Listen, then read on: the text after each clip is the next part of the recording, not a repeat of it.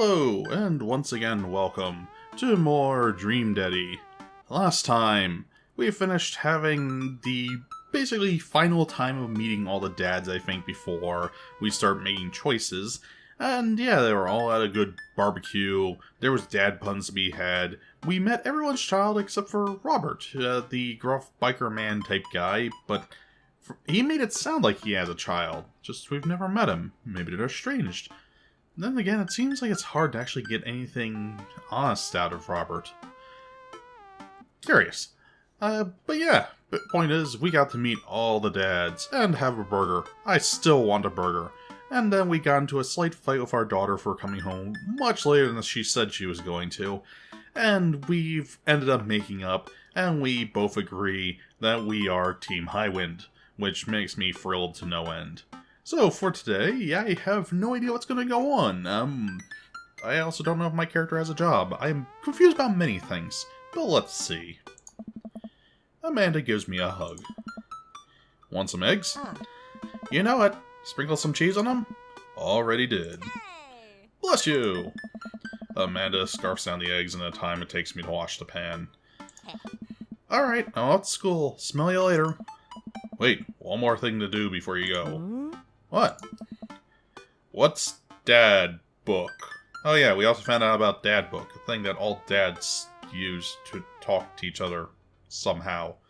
It's in the magical realm of social media, a thing that I still am not entirely sure is real. Ugh. It's a social media platform. Wait. What? What's a social media platform? Dad, I have to go to school! Come on, Amanda. I'm an old man. I can't put together a dad book profile on my own. Alright, I'll help you sound interesting on the internet. Amanda spends the next couple of minutes setting up my profile on Dad Book, which, as it turns out, is a place where dads can get together and talk about fatherhood. Alright, Pops, we gotta fill out your profile. Let's get some likes and dislikes. Oh, God. Oh, no, what's gonna happen? Okay. On Friday night, you're most likely to. Polish and sort my coin collection, Netflix and grill. Fall asleep watching the History Channel. Torment my child with dad puns. Sink into a blissful oblivion. Well, I know there's certain connotations with this. Having grill and watching Netflix does sound really good. If you had one thing to take with you on a desert island, what would it be? My trusty grill, Los Acres, Lost Away in Margaritaville, Castaway on DVD for educational purposes, but I don't have a television. A boat, obviously. I don't need anything, yeah, I'm the smartass. A boat. What are your turn-ons? What?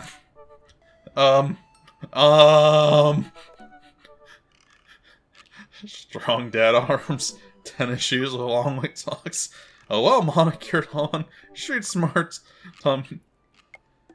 Oh, holy crap. Each one of these feels like hits a certain dad. Because let's see, we have Brian there. We have, Bro Craig there. We have, oh, what's his name? Street Stars will be Robert.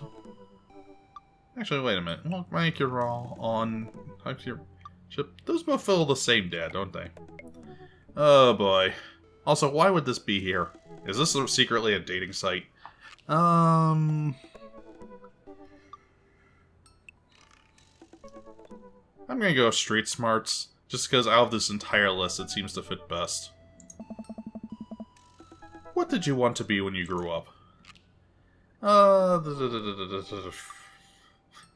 Pro Scary's also an astronaut, I like that. President of Space!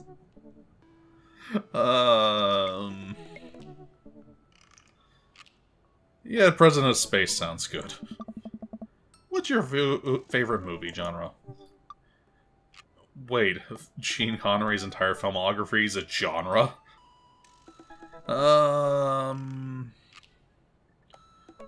Old comedies that haven't aged well is actually very tempting. I actually know someone that hits the Laserdisc category. Not me. They actually have to reinforce their shells because the weight of the Laserdisc break them apart. Old comedies that haven't aged well. What's your ideal date? Why is this... this is bringing up more and more and more questions. Would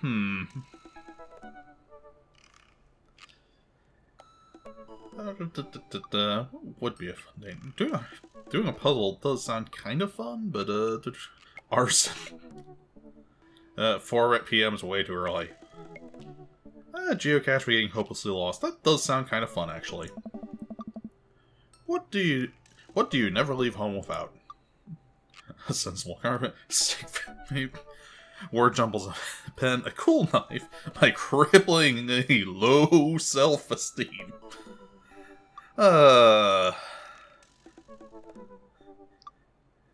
I'm tempted to go with that one, but it sounds a little bit too depressing. To be fair, hopefully people will get it as a joke. I hope. I don't know. I spend a lot of time thinking about. Ooh. Conspiracy theories are fun.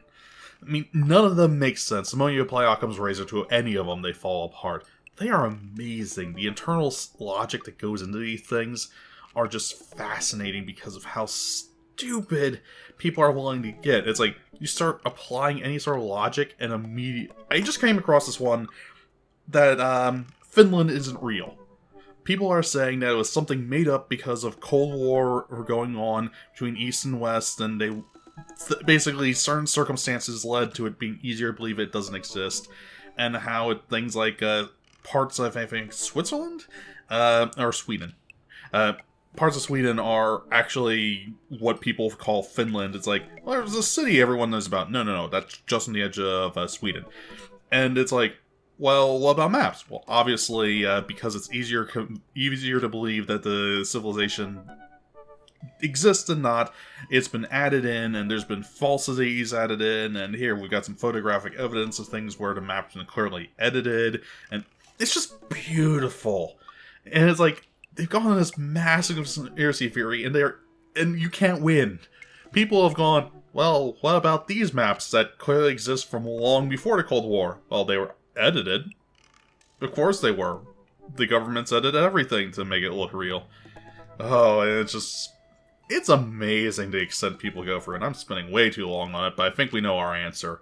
How proud am I of my child? She's nice, but conspiracy theories are better. Potential ends of the world. That kind of matches up. If I'll ever be able to love myself as much as I love my grill. When I could get the next cup of coffee. Ooh, that one's leading. But, no conspiracy theories, obviously. Profile complete. See? That wasn't so bad. Yeah, that was actually kind of fun. I could just always spend all day on here just looking at people's profiles. Useless Mess is one of them. Or more than one of them. All these dads seem pretty interesting. Okay. I promise I'll make some friends. Amanda gives me a hug. Go get him, Dad. Welcome. You've got dads. What?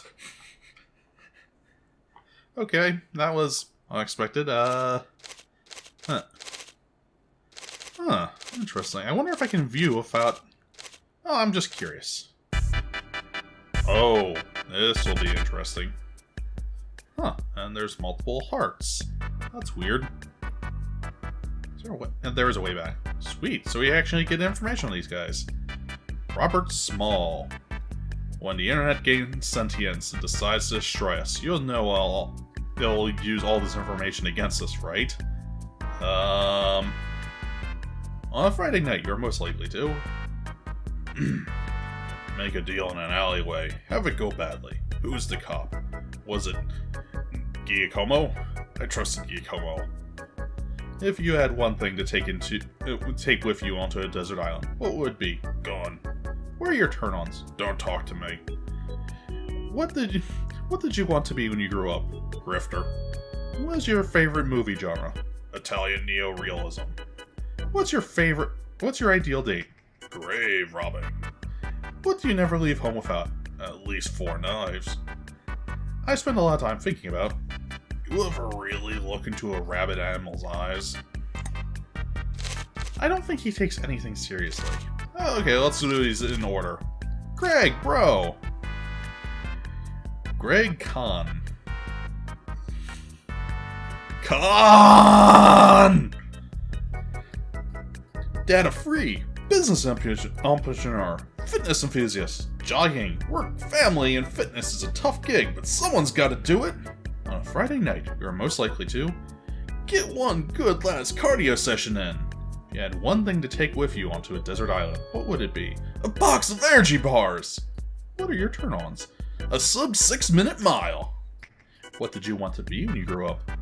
Beer pong world champion. What is your favorite movie genre?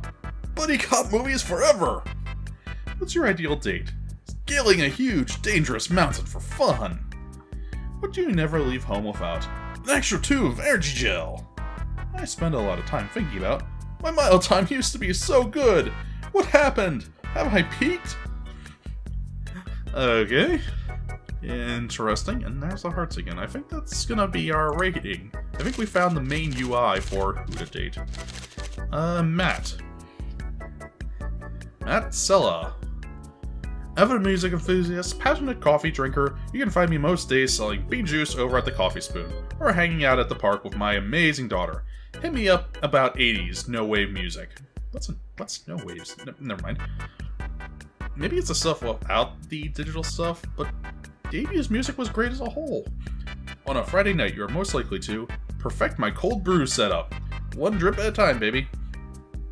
If you had one thing to take with you onto a desert island, what would it be? Fine tunes to pass the time away. Where are your turn-ons? Multi-industrial mentalism. What? What did you want to be when you grew up? A Bartista, weirdly enough. What are your favorite movie genre? Shit with subtitles. So is this the hipster? What is your ideal date? We go to the animal shelter and seriously considered adopting a cat. What do you never leave home without? My headphones, both in-ear and over-ear, just in case. I spend a lot of time thinking about where did writing commas into song titles come from and where did it go? Did we all just agree that it's a bad idea?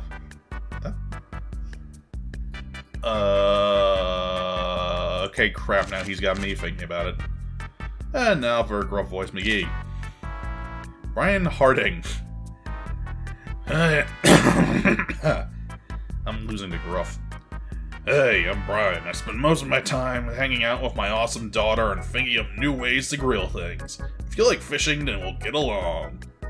On a Friday night, you are most likely to see how slowly I can cook a piece of brisket. If you had one thing to take with you onto a desert island, what would it be? My fishing pole. Good idea. What are your turn-ons? A keen understanding of steak cuts. What did you want to be when you grew up? Fireman.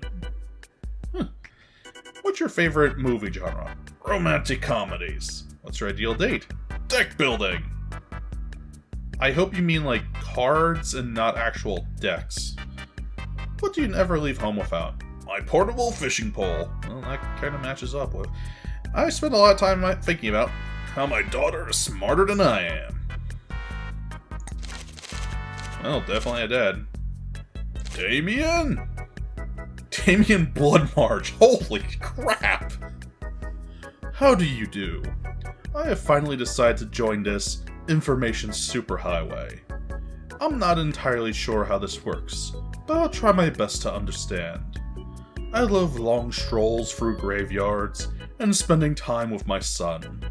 If you would ever like to chat about the latest in Victorian fashion, the inevitability of our own demise, or black cats, please send me a letter. Jesus Christ, this guy's like 900% goth, and yet I still kind of love him. On a Friday night, you're most likely to listen to true crime podcasts while I taxidermy my latest specimens. Okay, I just got a lot of worry there. If you had one thing to take with you onto a desert island, what would it be? A coffin. What are your biggest turn-ons? Pronouncing bosom correctly. What did you want to be when you grew up? A bat. What's your favorite movie genre? Foreign art house horror. What's your ideal date? It's night. We're at an industrial dark wave club in Berlin. The music drums to the beat of our hearts. What do you never leave home without? An upside-down cross. I spend a lot of time thinking about mortality's salience. Salience? Salience. Huh. I'm getting some mixed messages. Hugo. Oh yeah, did we ever actually see Hugo's kid? Oh yes, we did. He was that, snot-nosed punk, wasn't he? Hugo Vega. Middle school teacher, high school teacher, writer of scholarly articles on 18th century literature for various esteemed publications. If you're on here to tell me that my son put a cherry bomb in your trash, I know and I'm sorry. Friday nights you're most likely to. Brew some strong tea and paint my miniatures. If you had one thing to take with you onto a desert island, what would it be? A remembrance of things past by Marcel Proust. What are your turn-ons? Muscles. What did you want to be when you grew up? Movie star. What's your favorite movie genre? Documentaries on art history. What's your ideal date? Each of us reads a different book on opposite sides of the couch in comfortable silence. What do you never leave home without? My glasses. Actually, I forget them at home a lot. I spend a lot of time thinking about. I'm worried that people who are against e-readers are more in love with the idea of books than actually reading them. Huh. So, I have to say, Hugo's actually starting to win me over, just because he seems like a very stand-up guy, even if he does seem a little bit too book-focused. But still, I can appreciate him for what he is. And now, Joseph. Joseph Christensen. Voted Maple Bay's #1 youth minister for 5 years running, living in my hometown with my beautiful wife and our 4 amazing kids. If I'm not in church, you can catch me out in the open water, setting sail on the seas of adventure. I love playing guitar and crushing my kids at Candyland. On a Friday night, you're most likely to lead the community in a fun mixer. If you had one thing to take with you onto a desert island, what would it be? My 6th string. What are your turn-ons? My loving wife. What did you want to be when you grew up? Ship captain. What are your favorite movie genre? Feel-good movies. What's your ideal date? A lovely night on the town with my wife. What do you never leave home without? The good book. I spend a lot of time thinking about how I can be a better man, husband, and father. Alright, Joseph's biggest problem is he's actually kind of forgettable. He's so generic and do-good, he doesn't have enough personality, weirdly enough. Even though I kind of feel bad for the guy at this point. It's like, I want better for him, just because he's the type of person that seems to really bring a lot of the community together, even if he tends to sort of fall in the background because there's nothing extraordinary going on about him. No. Frankly though, if he makes more grilled dinners, he'd probably stand out, so, ooh boy. So we gotta send one of these guys a message. I want to learn more about Damien, but he's actually kind of worrying me a little bit. Hugo's got some good stuff going on. Of course, the promise of more coffee makes me think about Matt. You know what, in for a penny, in for a pound. Let's trust our instincts, even if we have to change them later on. Message. Oh god, why is it going to a loading screen? Damien really seemed interesting. A little odd, an understatement, but interesting. I think I should hang out with him to get to know him a little better. I navigate to Damien's dad book page and type out a message. Damien! Hey dude, you seem cool, we should hang out sometime. I sit there for a minute before I see that Damien's typing. But then he keeps typing. And typing. Man, is this guy writing a novel? I leave the computer to make some coffee. Ellipses. And he's still typing. I sip my coffee and the computer finally dings.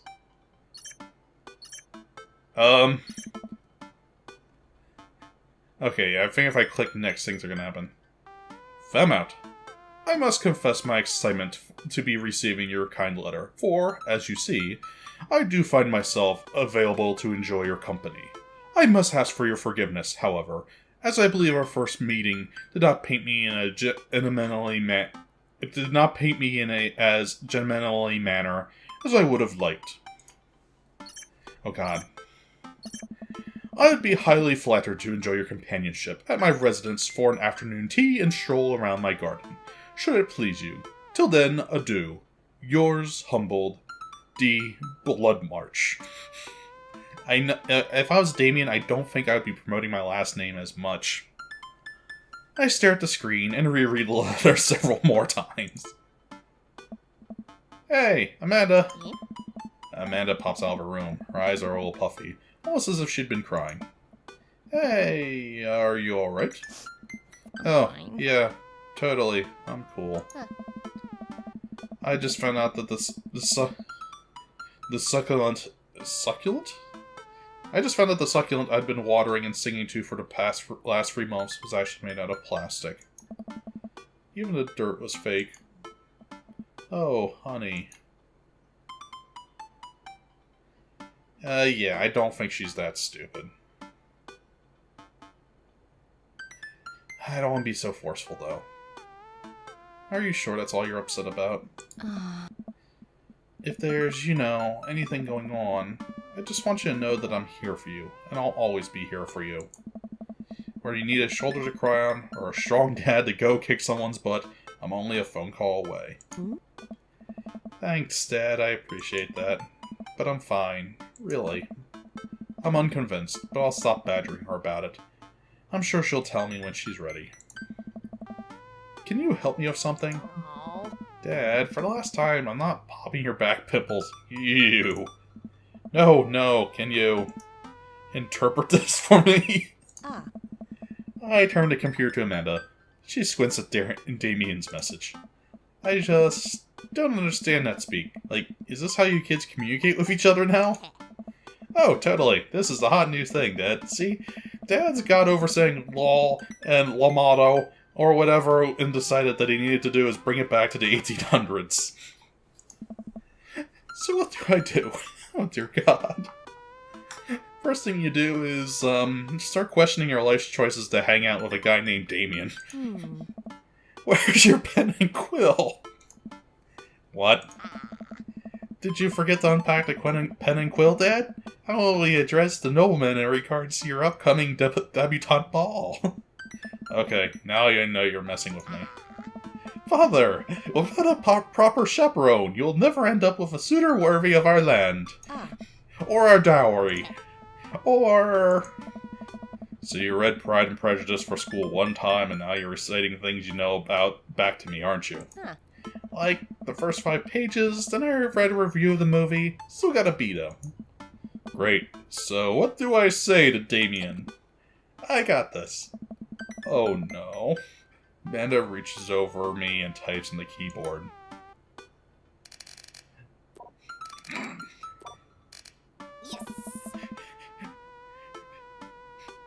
Sure thing, dude. Regards, Famout. Amanda hits send and smiles at me. Okay, full credit. She handled that like a pro. Well, I suppose that's that. Oh, holy crap! I love this place and am terrified at the same time. I play Dark Souls. I can take these gargoyles. I make the short walk over to Damien's house. Well, I guess you can't really call it a house. It's more of a manor? Estate? The Gothic architecture looms above the other homes in the cul-de-sac. I love how it is looming, too. I mean, this whole thing is... wow.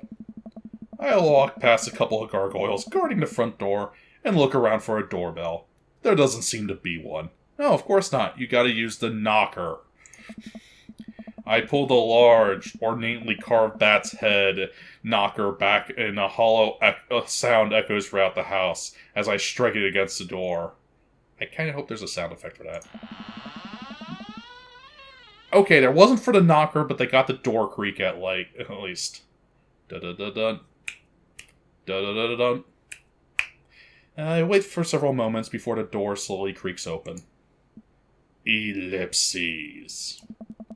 It's a little creepy, but I enter the home and take a few steps into the foyer, noting the oil portraits of whom I assume are dead relatives hanging on the wall. Oh! He's talking about taxidermy, but, I kind of like what sort of... That's from Undertale, isn't it? As I'm admiring them, the front door slams shut behind me. Hello? Silence. An oil lamp in the corner flickers dimly, casting ominous shadows against the wall. Why do I feel like all the people in these paintings are staring straight at me? Why is it so cold in here? Where's Damien? And there's music. Very, very low music. You know, I'm going back to having second doubts. Famout, pleasure to have you in my home. I look up and see Damien standing at the top of the majestic staircase with a walking candle holder. Holy crap! What's with the door slamming shut? Oh, sorry. There was a draft. And the door creaking open when I knocked? I accidentally left the door unlocked. And the creepy oil paintings? I like oil paintings. Right. Right. Ellipses. Please, let me show you around. Okay. Damien leads me around his house, showcasing his parlor, sitting room, auxiliary sitting room, and the parlor again for some reason. This is one of the older homes in the block, yes, but nowhere near as old as the architecture might suggest. Through extensive renovations, I've been able to craft a residence that is both historically accurate to the Victorian period and equipped with the amenities of any modern dwelling. That is impressive. We walk past a door covered in bumper stickers, caution tape, and a black parade poster. Dear God, he's the very embodiment of the annoying goth kid. And I mean like the poser type, not the actual doing it in a nice fashion. I've known... Actually, one of my best friends, sub-friends in high school was a goth kid. Great person. Very nice and interesting. Definitely better than a lot of the other kids at school. God, I hated school. And yeah, they didn't really do any of that stupid stuff. They just sort of liked the aesthetic. They were closer to Damien than they were to this brat.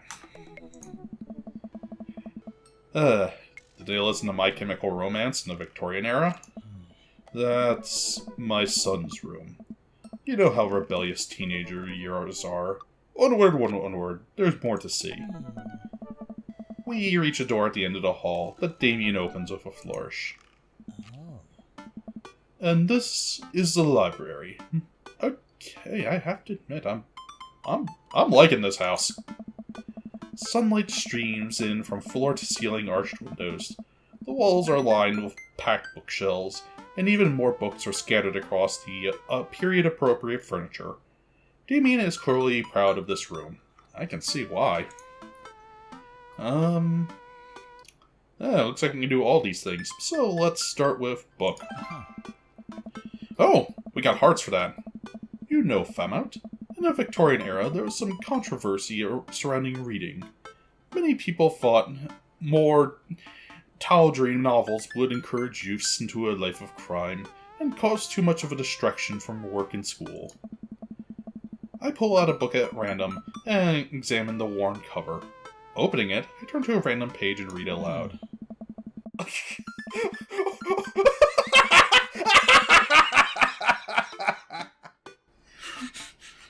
So we're reading Naruto fanfiction. Okay, let's see if I can read this out loud. Naruto struggled against the chains that Sasuke had bound him with.